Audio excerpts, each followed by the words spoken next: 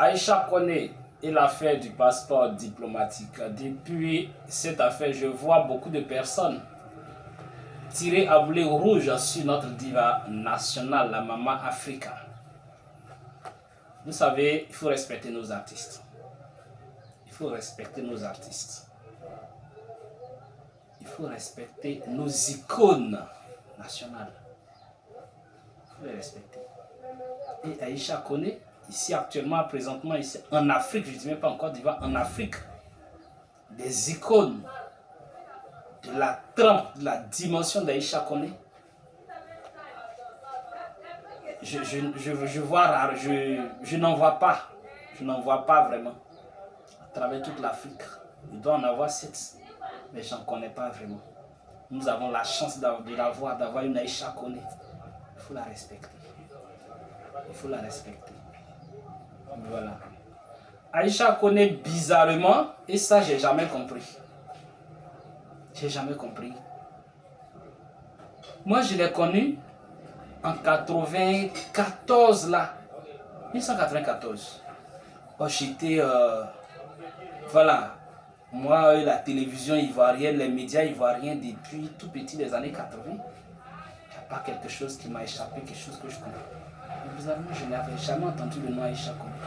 C'est en 94, un ami à l'école primaire m'a parlé d'elle. Je lui ai dit, mais c'est qui Aïcha Koné? Je ne la connaissais pas, c'était la première fois que j'entendais son nom. 94. Oui, 94. J'étais au CPD. Oh, je connaissais tout le côté de la musique ivoirienne, la télévision, je connaissais tout parce que la télévision et moi, c'est depuis tout petit. Voilà. Il n'y a rien qui m'échappait à la télévision. Aucun artiste, aucun événement, aucun. Demandez-moi tout ce que vous voulez sur la musique ivoirienne. Depuis tout, je vais tout vous raconter, je vais tout vous détailler. Mais c'est un artiste, sinon une artiste que malheureusement, je ne sais pas pourquoi je ne l'avais jamais connu, je n'avais jamais entendu son nom. 94. Voilà. Mais jusque-là, moi je la suis, j'écoute, j'avoue que c'est une fierté nationale. C'est une fierté nationale. Donc voir aujourd'hui des personnes tirer à boulet rouge sur quelqu'un comme Aïcha Koné, je pense que c'est d'abord impoli et c'est vraiment regrettable. C'est regrettable. Nos artistes, nos hommes de culture, sinon la seule chose qu'on peut leur apporter véritablement, c'est le respect et la considération. Vous savez, nos artistes et nos hommes de culture, la plupart, beaucoup, ne gagnent pas grand-chose.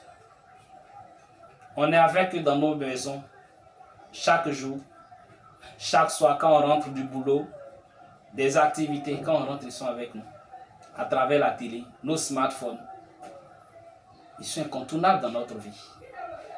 Imaginez un monde sans artistes, sans musique, sans culture, sans danse, sans film.